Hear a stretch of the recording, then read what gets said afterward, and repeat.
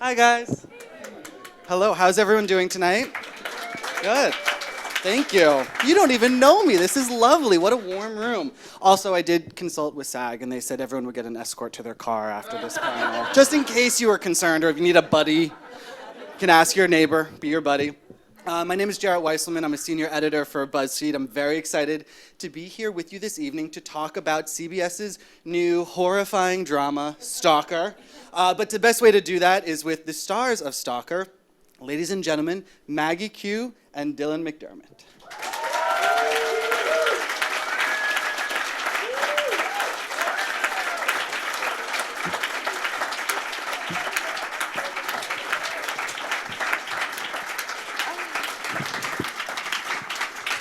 Thank you. Thank you. Told you, they're a nice room. Nice group of people. Such a nice room. Thank you guys for being here with us this evening and scaring the crap out of us. Okay, so before we get to that horror show, in a good way, I would like to just take a brief look back. You know, before this, Maggie, you had spent 4 years on Nikita, which was an amazing show. Slightly different in terms of what was required of you as an actor. When that came to an end, were you looking to do another TV show? Were you looking to change it up? Or was this just sort of presented to you and it felt like a great opportunity? That is my answer. Everything you said. I thought I was physically dying after Nikita because it killed me. That show wrecked me. But this is too loud. And I said never, and you never say never. You don't ever say never. And I said, I'm never doing network broadcast network ever again. I can't do 22 episodes or I'll die. And then 6 months later, I got a call from Warner Brothers, and they said, you know, we've got this formula, and it's really great. And it was weird because I was presented with the show before this guy was attached, and I liked it, but the elements weren't there yet. And then once Dylan was attached and we spoke to Kevin and the little thing, it became very real to me. And I thought, wow, you know, if it's Dylan and I, maybe we can do something special with this and you know, not have it just be sort of that procedural drama thing. You know, we could really, really make it special. And so that's what happened. But yeah, I did not in a million years imagine I would be back on TV like that. It was so fast. What about you, Dylan? Because you were coming off Hostages and then previously coming off American Horror Story. Were you looking to do a television show like this, or was it, again, the opportunity presented?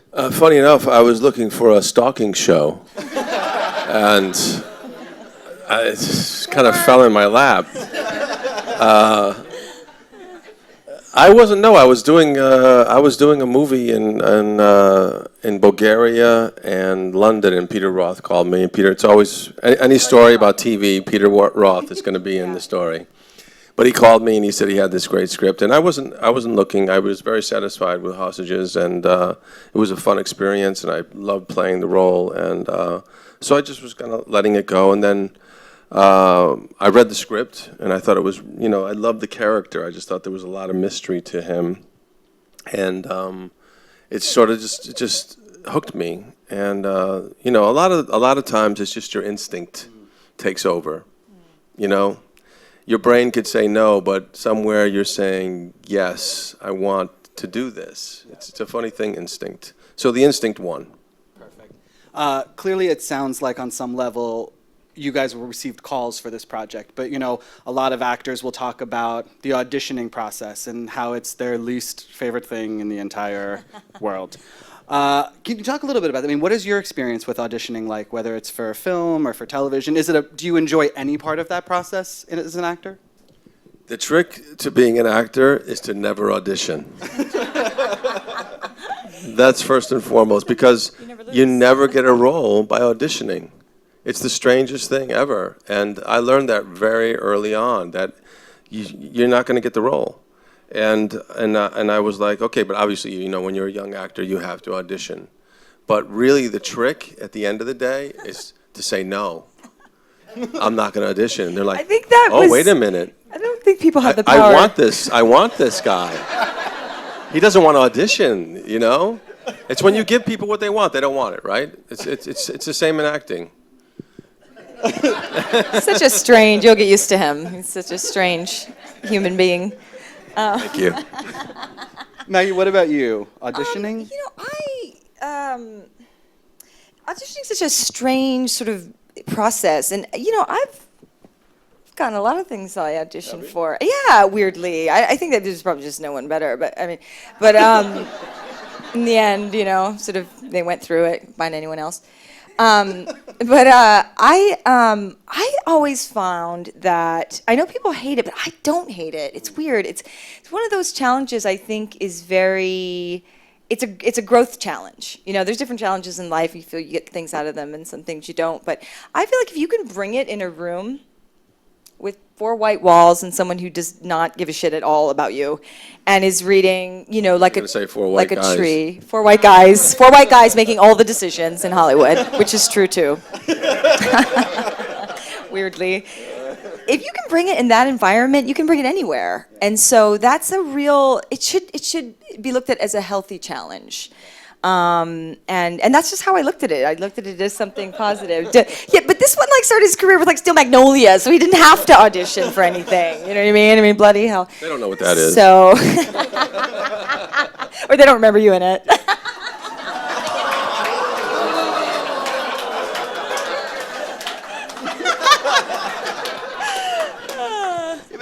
This wonderful rapport leads me to an interesting question, though. Clearly you actually get along. You couldn't talk to a co-star like that if you did not like them. Right. And obviously you guys have... you've also, you're already matching each other. There's clearly a leather jacket memo that I was not privy to. How, Maggie, you said that you were and then Dylan got involved and you were more interested. Can you talk a little bit about the chemistry of working with someone? Is there for you? Maggie, please talk about that. Well, we like to joke that they put our chemistry in post. We're not that good of actors. It's chemistry is a funny thing. You either I really feel you either have it or you don't. I don't know that you can build on chemistry. I sort of feel. I suppose you could. Every situation's different, but. I feel like, I've worked with some people where, for example, Dylan has this natural chemistry with women. And I remember watching the pilot and thinking, and 102, and 102 and thinking, which is the episode after this one. And I said to him, I said, you have this wonderful chemistry with Elizabeth Rom. You have a wonderful chemistry with Mariana, who plays Janice. And then we have a good chemistry, but it's a different kind of chemistry. And I don't actually know what that is when somebody has the ability, because there are other actors, I think of very beautiful A-list women who Oscar winners and things like that, who I see them with men in films and I don't believe it. There's something I don't believe about it. And there's just something, you can't pair everyone. It's so strange. I don't know what that is. But in terms of building chemistry, I don't know about it. We got very, very lucky because Dylan and I come from very similar backgrounds, and I think that's where we understand each other. And so there's a core understanding. And once you have that, I think you can build from there. Dylan, I would imagine in your career there have been a lot of chemistry tests that you've probably had to go through or endure, whatever verb you'd like to choose. Yeah. That process to me must feel like the antithesis of actually having chemistry with someone. Yeah, the worst chemistry test I ever did was with Dermot Mulroney. And we just didn't have it. It was just strange.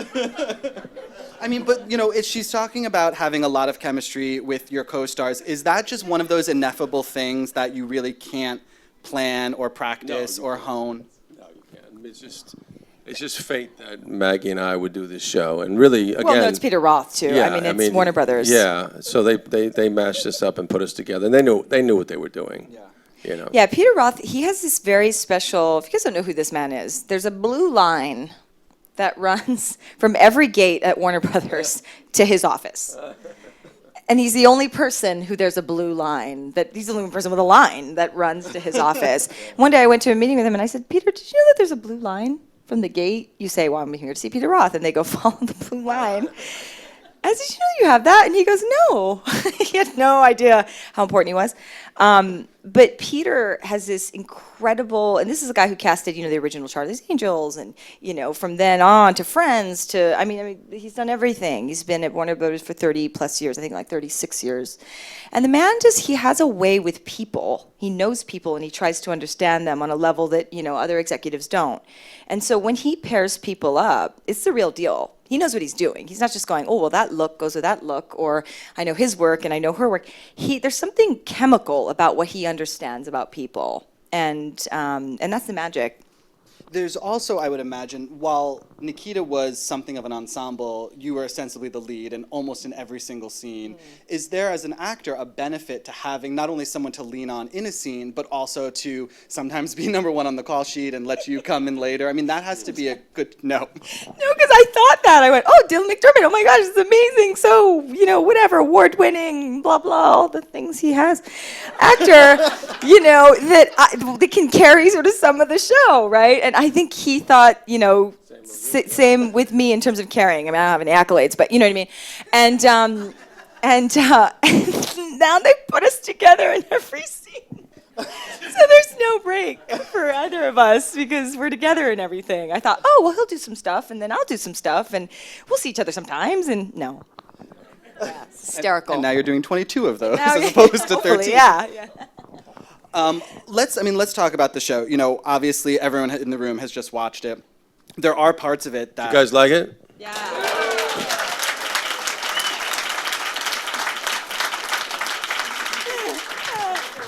It is enjoyable and terrifying. The opening scene alone, we've talked about this. What appealed to you about sort of telling this, what is in essence a dark story, but in a way that was extremely serviceable and palatable?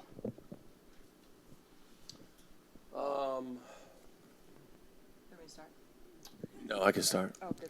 I'll finish. I just thought that, I think it always comes down to, for me, with television especially, it's about the creator. I tried to work with, the best in television, whether it was David Kelly or Ryan Murphy, and now Kevin Williamson.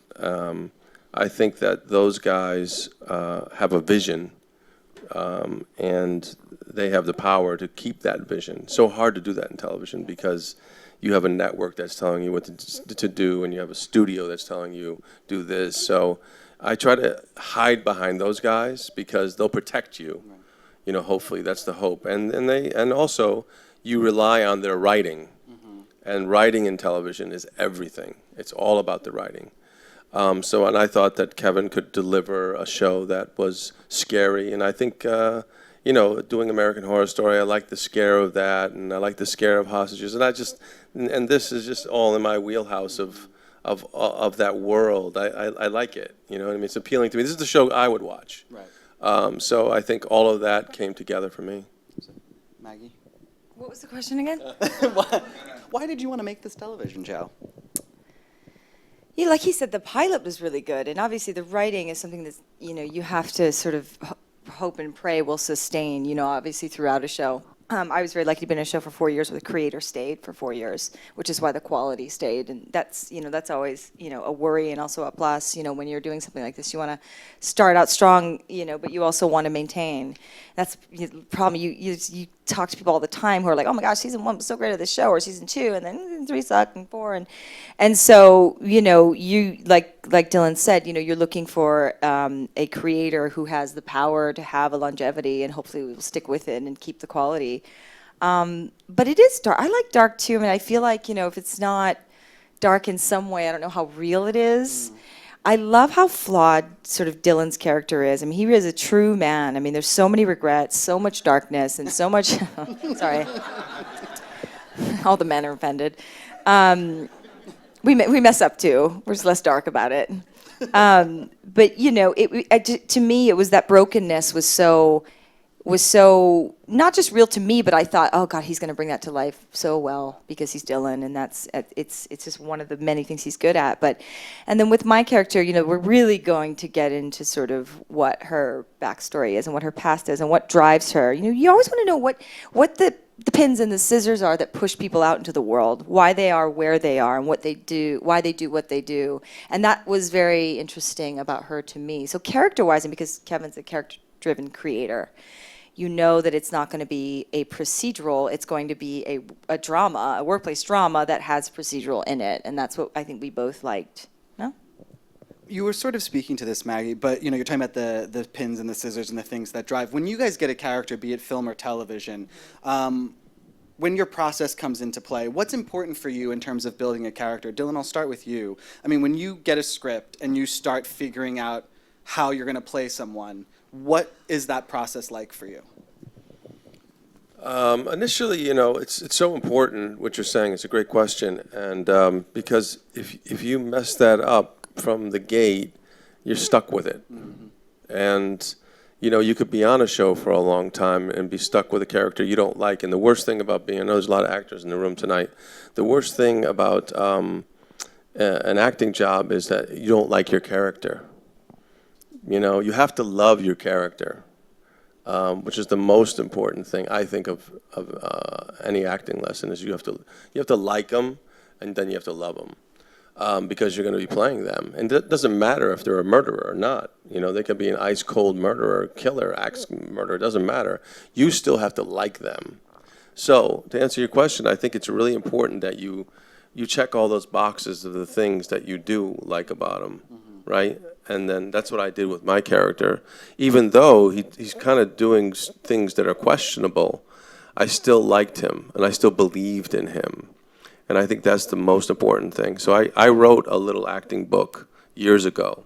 It's about, it's like 50 pages, and it's just for myself. And I read that every time I read it every time I do a role to check my boxes and to make sure that I like the guy and I could play him for a while. And so, when I went back to that book, as I always do, I like the character, Smart. Maggie, what about you?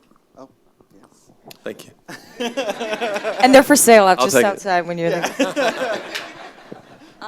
What was the question? I'm listening to him, so When you read this role, when Right. you met her on the page, when you started to build her, what was important in terms of building this woman out? How do you approach that? Well, first I think immediately. You read something and you go, yeah, that's me. Yeah. That's something that I can bring to life in a real way and with some truth, because I either understand it, I've either lived it in some capacity, or the miracle of bringing it to life is something in my wheelhouse. With her, I thought it was really interesting. There's so many women in the room, so it's nice to be able to speak to women about the power woman, right? The power woman on television. And people used to talk to me about this all the time on Nikita. They were like, "Wow, you play such a strong woman."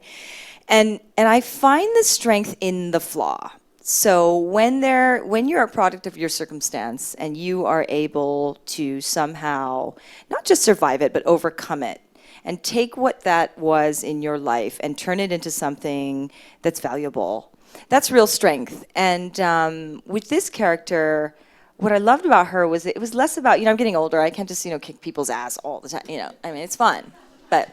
At least professional. I definitely hurt men constantly. But I saw a maturity in her strength that was different than anything that I'd seen before on the page for me, that I could grow, because her strength did come out of circumstance. And we're going to learn more about her, but the reason why she's so centrally focused on her job, and the reason why it matters to her that she's out there in the world saving people, is because there is such a void that she needs to fill. There's just there's a person that needs to be, lifted up, and there's a grace that needs to fall on her, and she does that through her interaction and her sort of view and the way that she deals with people in her work. She's saving herself. And I think that we all, in some capacity, there is that in us, in all of us. There's something that we need to fix. We find it in other people, and we want to do it in other people. And I found that an interesting study just in human behavior. And it manifests in different ways. But with her, she's out there trying to take every victim and make them, and take it away, take the pain away, take the fear away, take all those things away, which obviously she can't do. She can't do that by beating up the kid in the parking lot. She can't do that. But in some sense, there is so much of a need to do it. There's so much of a desire to do it because of the void that, I thought that was so incredibly real to me. Yeah. Obviously, actors always, Dylan, as you were saying, become protective of their characters and they get very invested in that character. And I think it happens more in television where there's an evolution that's sort of unwritten, at least at the start. In a film, the beginning, middle, and end of a journey. But in television, in season 4, you could be, Lord knows. How important for you guys is it in episodic television to have an open dialogue with a creator, be it Kevin or, David or Ryan, about who this person is and making sure that the writing stays true without crossing over a line and telling a writer how to do his job? Yeah, again, great question, because that definitely does happen as time goes on, because it becomes a struggle to keep it alive and to write the character and what's it going to go through next. And there's an enormous amount of trust that goes with that relationship. And but I have called up every creator that I've ever worked with and said, I don't know about this moment. Can you just talk me through it and walk me through it? And sometimes they're absolutely right. Sometimes I don't have an understanding of it, and sometimes it feels like I don't know about this moment. I don't know if I can say this line particularly. And it happened the other day with Kevin, and he walked me through it, and he said it very eloquently, and he was absolutely right about it. And but I was still unable to get the line out, and we really talked about it, and we hashed it out, and he said, you know what, I'm going to give you this line, and try this. So there's give and take certainly in it, but for the most part, they know who the characters are. They are the creators. There's a reason they're the creator, and it's our job to fulfill their vision, really. It's their show. This is Kevin's show. And Maggie and I are there to fulfill his vision of what this is. And that's also too, and that it's all true, but at the same time too, I think we do it every day. We take what their vision is and what our reality is in our everyday, and we need to make it work. The thing is, you need to make things work in a space, and sometimes on the page they're fine, and then you're in the space and it doesn't totally work. So I feel like almost daily I'm having these conversations about, even small changes, and that's the real work of an actor, I think. That's the real work of, like, yes, you have to show up, and yes, there has to be a performance, but there's a study of what you're doing that has to be real. And I think that study can influence the creator, it can influence the writer on set, you can be totally wrong, you can be right. But I think as long as the question marks never stop, and that's how I feel. Dylan said to me the other day that I have this need to make sense of things. He's like, you have this need, you're so funny, you have to make sense of everything. And no one's ever said that to me, no one's ever put it that way, and he's right. And I think in television especially, because it's so ongoing, it has to make sense to you. Otherwise, you end up not loving your character. You end up not loving the process. And so, yeah, I mean, that's a huge part of it. For you both, I mean, on Nikita, there was elements of this, but Dylan, I'm thinking you had it more with Hostages, and particularly the 2 seasons of American Horror Story you worked on that are represented in Stalker, and that there's a lot of heavy material, there's a lot of darkness. I mean, for you, although you're not committing these acts, I believe, I've only seen the pilot as well, who knows what's coming, but at least on the outset, it's not as intense. But what's sort of the key to being able to sort of shirk that off at the end of the day and to not bring the darkness around with you and take it home with you and let it, get set up shop inside of you when you're doing it? Yeah, we did like 3 different scenes today with like 3 weirdos in a row. You know what I mean? And it was great because all the actors were terrific, and they brought such, nuance to their characters, and they were really good actors, but they were all playing freaks. And I love that. But I love the freaks, you know what I mean? That's like... it's family. It's family for us. So it's easy for me to take all this home, but You know, I'm weird. I don't mind it. I am now going to watch Asylum in a very different way. What about you, Maggie? I mean, Nikita definitely had a sense of fun about her, but she had a really dark past. So dark. I mean, and you spent a lot of time living in that past too.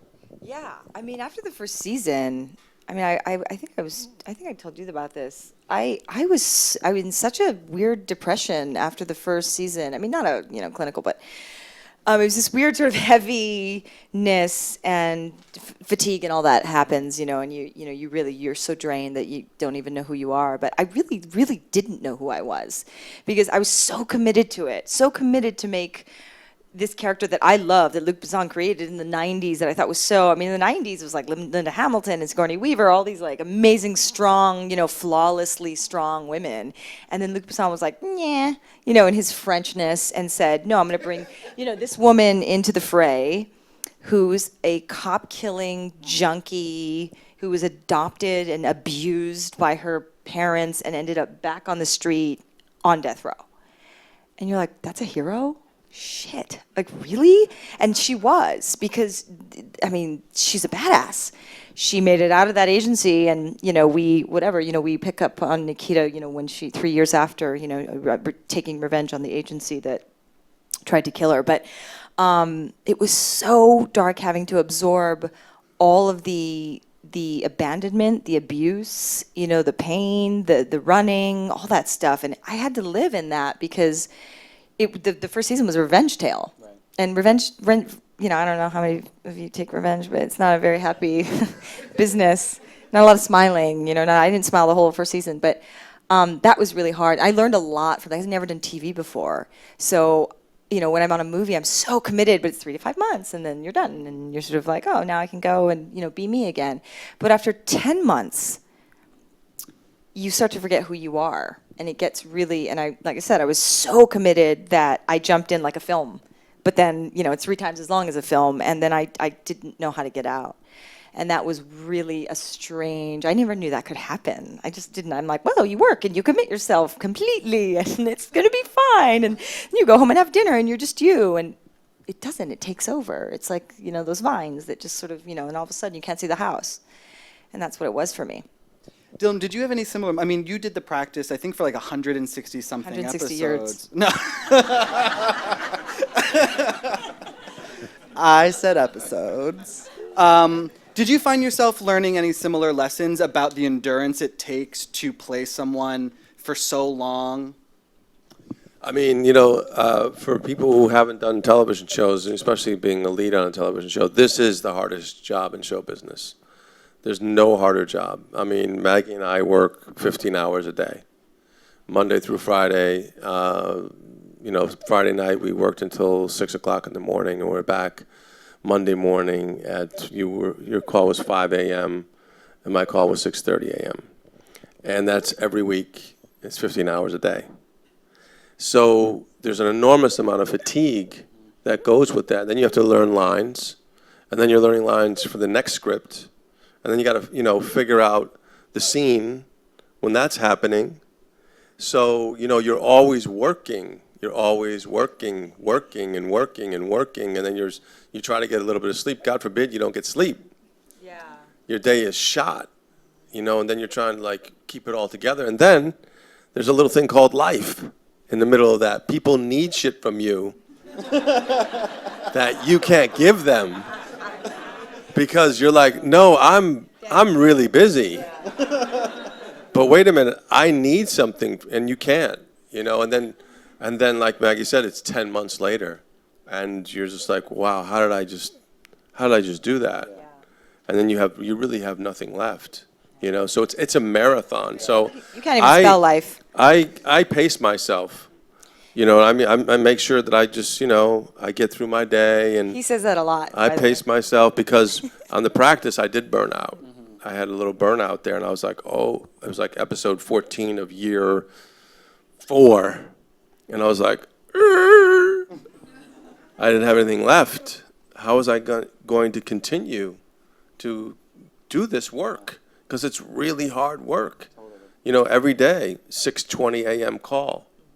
And then you have pages and pages of dialogue, You know, it's just like you have to have so much discipline to be an actor. So much discipline. And that's the thing that nobody can teach. You know, that kind of discipline. You know, Maggie and I are very disciplined people. And the people who are the most disciplined are the people who really make it. Yeah, it's very interesting. Did you say you wanted to? No, I mean, he's so right. You should see this one. It's interesting. So disciplined, and has been for so many years. And it's nice to work with somebody that you admire, because the truth is, you know, you work with a lot of people who aren't disciplined, and you're like, how do you maintain, like, how does this even happen? And it really is everything. He's so right. It really is everything. At the end of the day, you can have the talent, you can have the will, you can have the desire, you can have all those things, but without the discipline, I truly don't know how you make it through. Like, we have 9 pages tomorrow. You know, we haven't looked at them yet, you know, because wait.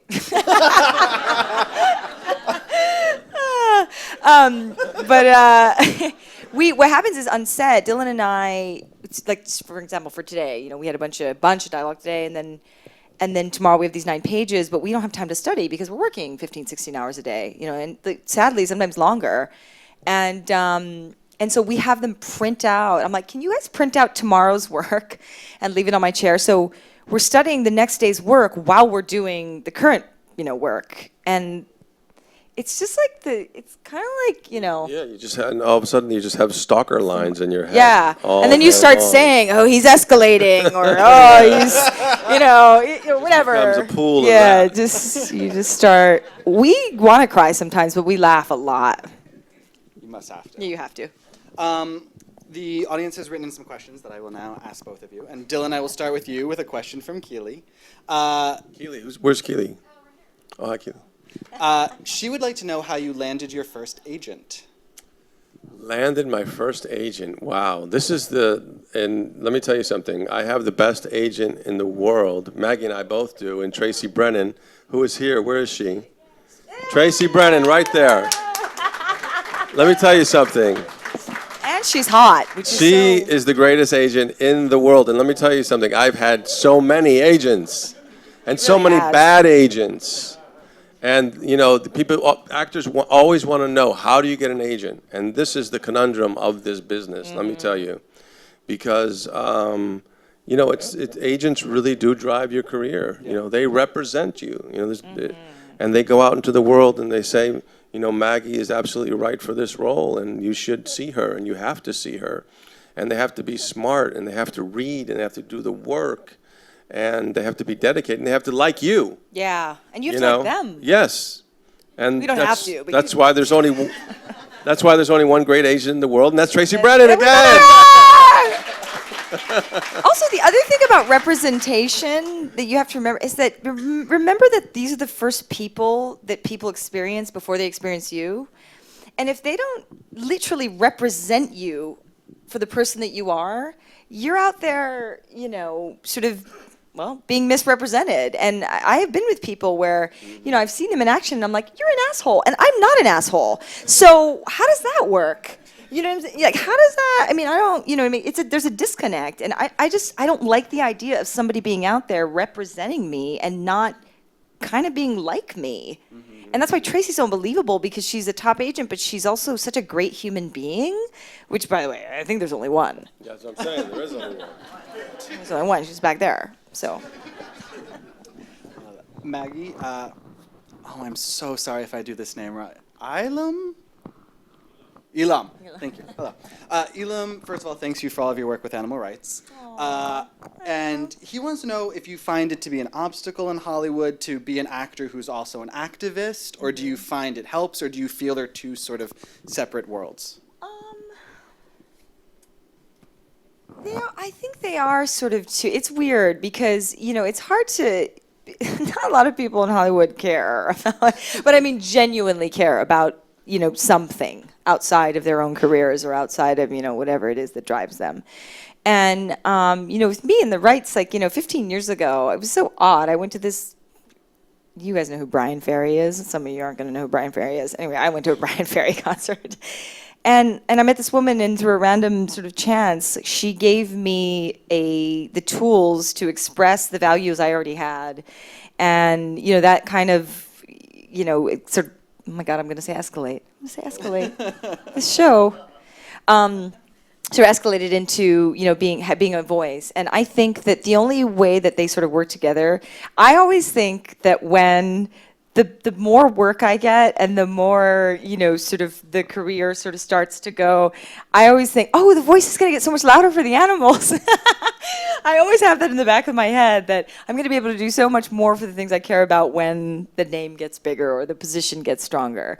And so that's where the two come together very nicely. And I think that, you just have to you have to stand for something. You can't just, this business is so this. I mean, you guys are actors, so that you have to, whatever, work out, look good, read your lines, go to this class, do all the things you do, and it's so much of this.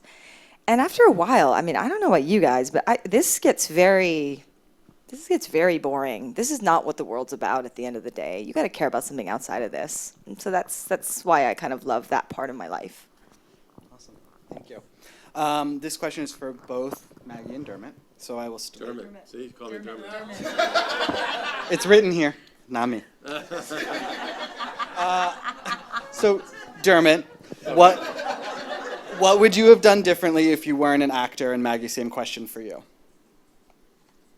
If Dermot wasn't an actor? Correct. Please answer as him. Should we call him? My life would be so much easier. I mean, did you ever entertain another career for yourself, or did you always passionately feel that this was what you were meant to do? My mom, Eve Ensler, she became my mom when I was like 15 years old, and she wrote the Vagina Monologues. And she really was that one person. My theory in life is that all you need is one person to believe in you, and you can do anything. So she was that one person for me. She believed in me, and she saw something in me that I never saw in myself. And she said, "You're an actor," when I was 15 years old. And she walked me over to HB Studios in New York, and I took my first acting class. And really, I was enamored of it. I was like, because I grew up in the Village in New York, and I used to wait on actors, and they were all horrible. And they were just mean and rude. And you don't know the names, but I do. Yeah, and they're just... And it's funny because I won't tell you their names either, but I ended up like working on Broadway with one, and I bought the other one's house, and out from under him. Hosted Saturday Night Live with another one, but I never forgot that they were real dicks.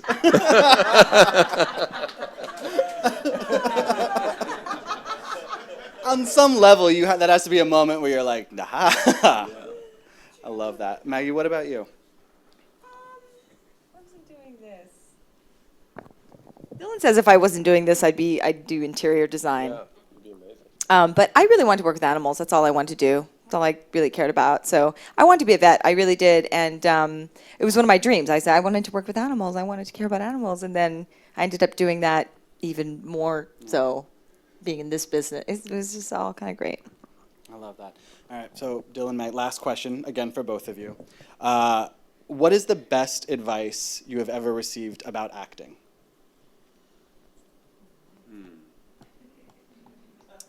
I think for me, it doesn't matter how talented you are.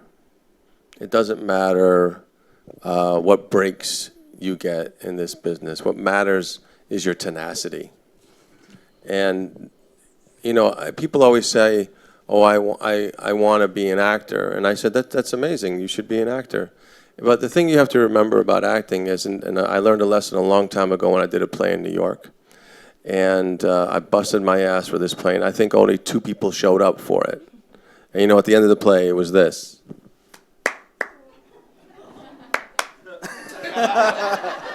And it was a great lesson for me because I was like, well, why am I an actor? Am I doing it for them? Am I doing it for applause? Am I doing it for fame? Am I doing it for money, for recognition? And at the end of the day, it was like, no, I'm an actor because I love it.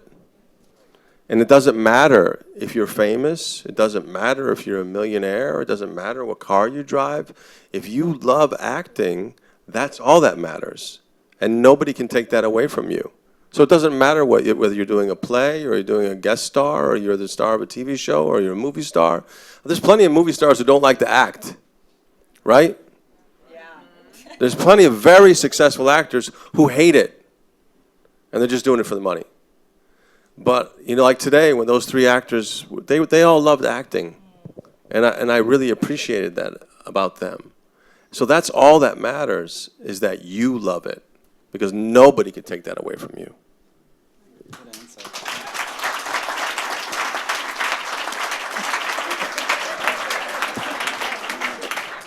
And feel free to now follow that, Maggie.